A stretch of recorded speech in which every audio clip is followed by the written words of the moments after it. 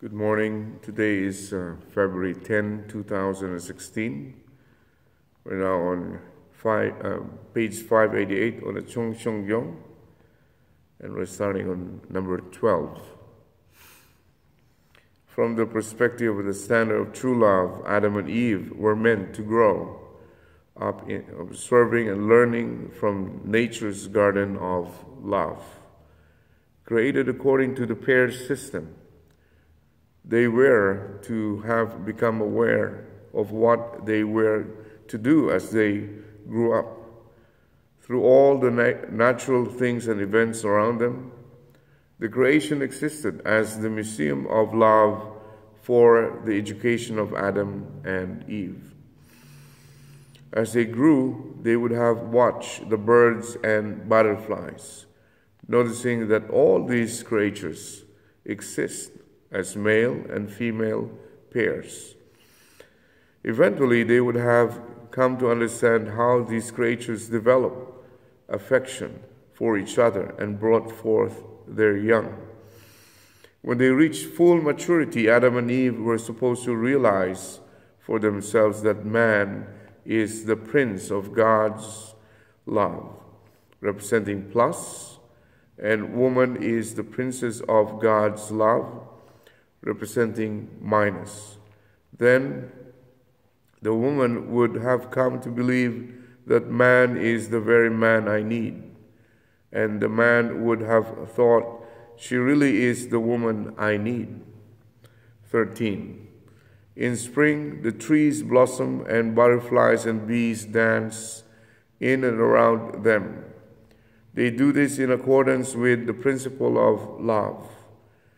When new buds open on the trees and the branches start to grow, they quicken in order to whisper in love. The trees grow, and when the time comes, they bear fruit.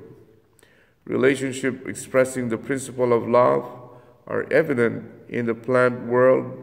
All this is educational material for us. When you look at nature, you can see that what I have said is well-founded. Even God moves based on the relationship of love between subject partner and object partner. Accordingly, whatever plant you consider, it acts based on the principle of true love. The mineral world is the same. Therefore, we have veins of gold and silver in the earth and veins of blood in the human body. The mineral world serves a purpose higher than its own.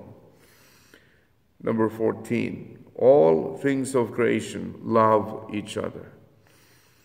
In the worlds of animals, plants, and minerals, such loving interactions are evident. For their partners, they dance, they sing, they fly, and they crawl. When you look at all this and ask, what are they doing? You can begin to learn from them. What is nature?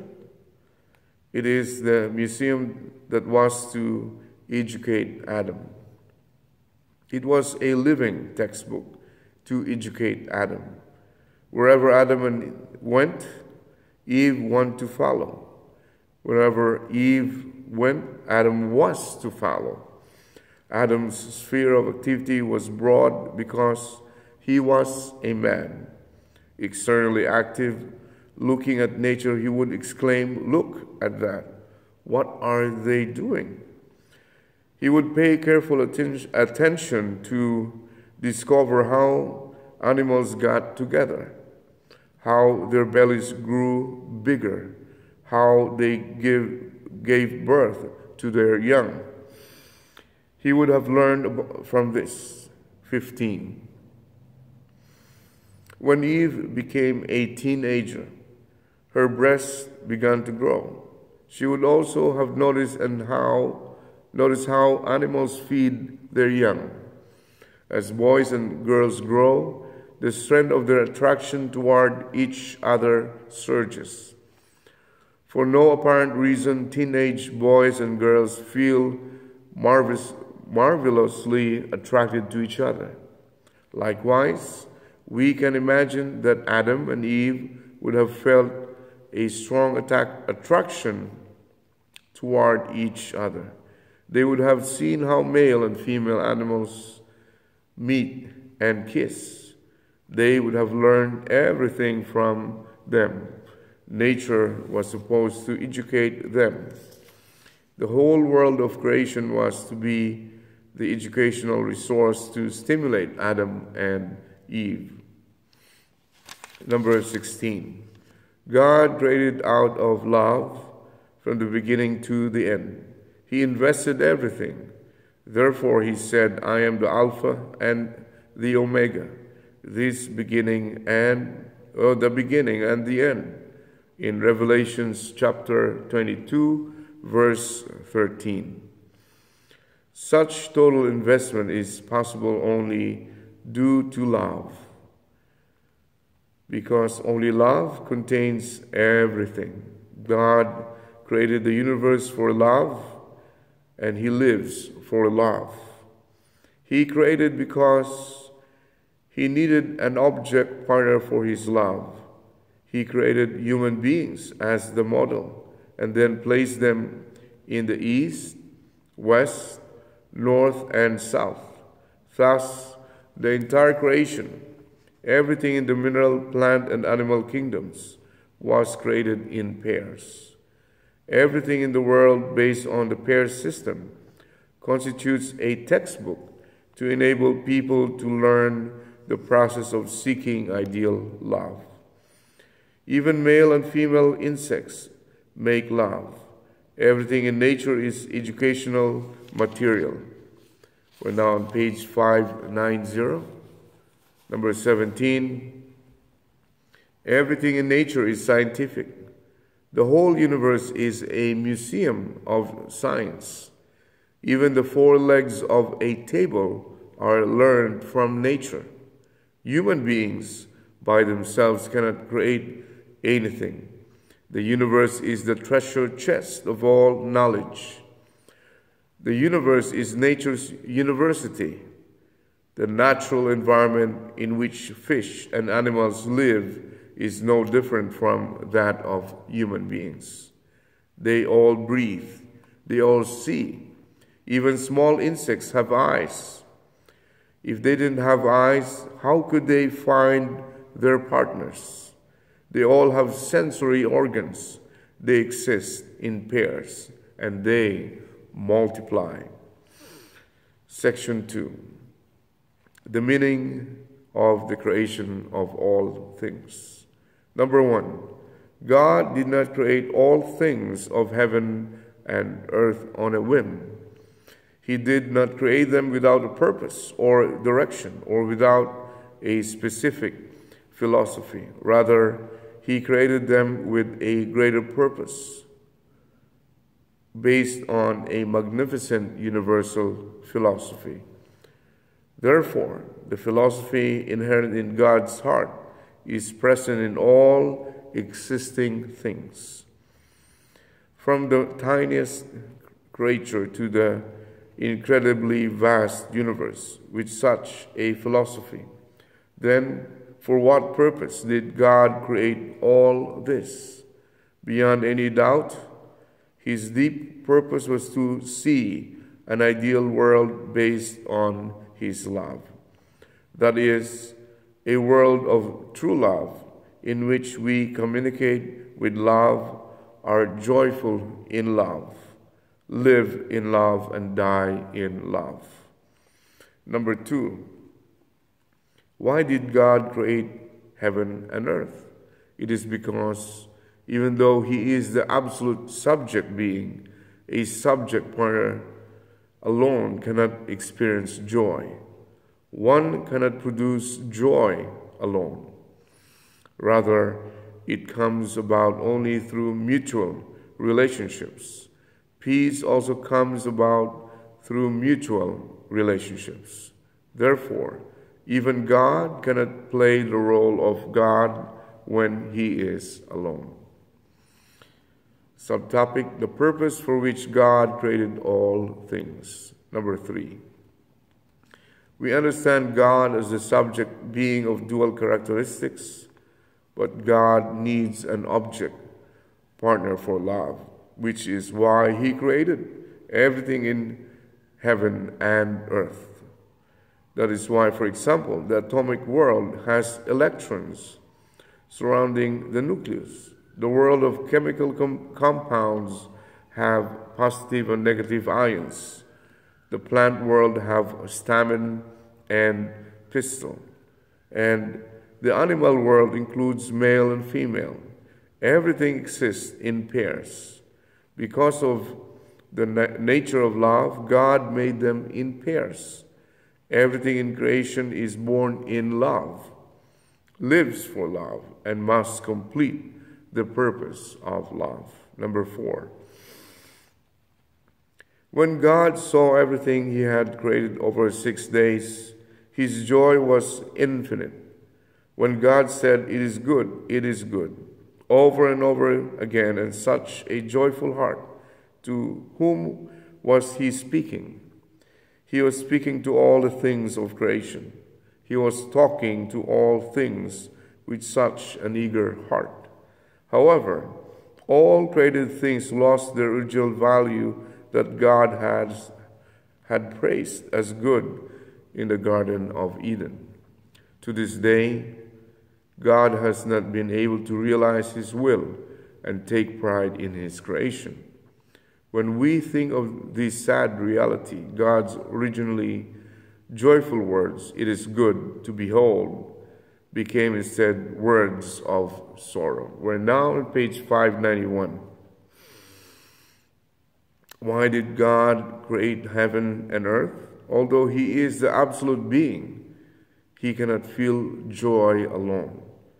No matter how much it is said that God is happy, if He is alone, He cannot be truly stimulated, and so He can't really feel joy.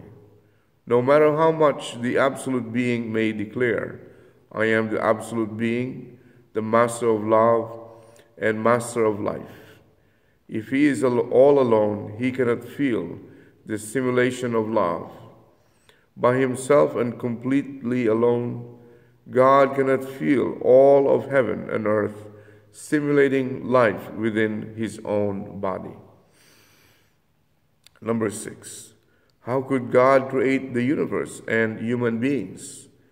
He could do so because He possesses heart. Life can arise only when there is heart.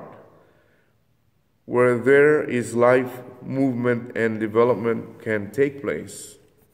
The work of creation must have a purpose, as it is the nature of heart to aim toward the realization of the original purpose. Therefore, it follows that the purpose of creation is to bring joy that will satisfy God's heart. This joy is derived from the creation, especially from human beings when they resemble Him. Number 7, when God created the world, He was joyful after the creation. He said, "It is good to behold." God felt joy. What is joy? It is what you feel when you accomplish a certain purpose.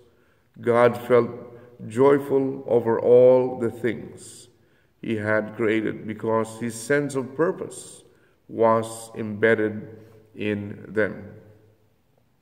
So what kind of world is the restored world? Simply stated, it is a world where people live with multi-dimensional connections of heart through which they can praise God as they behold each individual entity in the universe. Number 8. Before the fall, our ancestors should have become the proud and glorious substance of original heart by bringing all creation to a glorious condition in front of God. They should have made all things into symbolic object partners of joy, object partners of beauty, and object partners that could stimulate God's external and internal nature. That this never happened became God's deep sorrow. You would be the happiest of people if you have lived in the Garden of Eden, in harmony with God's heart, in harmony with goodness, and in accordance with God's ideal. If you feel the stimulation of goodness from everything around you, and if you could experience even 1 hour of glory in which you could call God your Father. Number 9, this entire created world came into being for whom? It is for me. It is to bring us joy.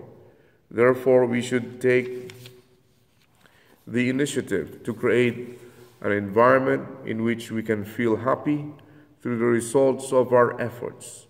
It is God's intention to develop a high ideal of love.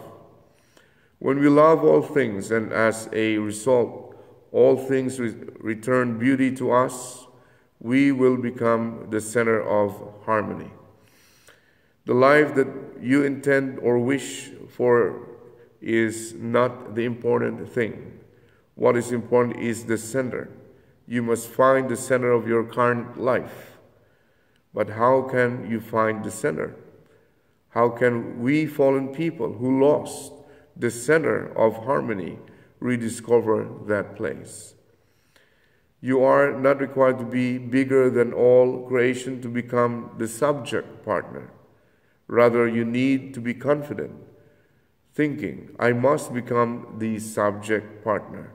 In other words, through the authority of love, I should stand above you. You need that kind of confidence. A subject partner must be absolute. The universe must unite and be in harmony with the one absolute subject partner. You need to be in that place. You need to stand in the place where you can integrate all things. Number 10. How can we feel the joyful heart of God when He created all things? You must all experience that heart. Whether you like it or not is not the issue. If you want to feel that heart, you had better meditate in a garden from morning to sunset. You need to lose yourself in the realm in which you are unaware of the passage of time. Then, when you breathe in, the air of the cosmos will flow into you with the power of life. You should live like this, infused with the cosmic power of life. If you live like this, when you breathe out, all beings on earth will awaken. When you sleep, all beings will harmonize with the rhythm of your sleep as your responsive object partners. This is the position of the absolute being who governs the entire cosmos. In that place, you stand in harmony with all things. When you breathe out, all the things will receive your breath. When you breathe in, all things will give to you. When you have this kind of relationship of love with all things, you are giving and receiving on a cosmic level. However, you should not stop at experiencing this kind of relationship. Rather, you need to continue until you become a central being of harmony. Number 11. The universe is so awe-inspiring. How wonderful is our world when you understand that God created the universe for us, that He did not create it just for His own entertainment or for fun, but through devoting Himself out of profound love for us. You should be deeply grateful in realizing that our Father created the entire cosmos just for us. With the heart, we need to walk through the garden looking at flowers, grass, and trees, listening to and appreciating the chirping of birds, admiring the flowing water and the gentle breeze. Looking at all this, you cannot but realize in your heart how wonderful this world is. So that ends our Hunduke, and tomorrow we'll be reading page 595, the environment God created for human beings. So have a great and wonderful Wednesday, everyone. We call Manse, meaning thousands of years of peace and prosperity. Have a great day. Bye-bye.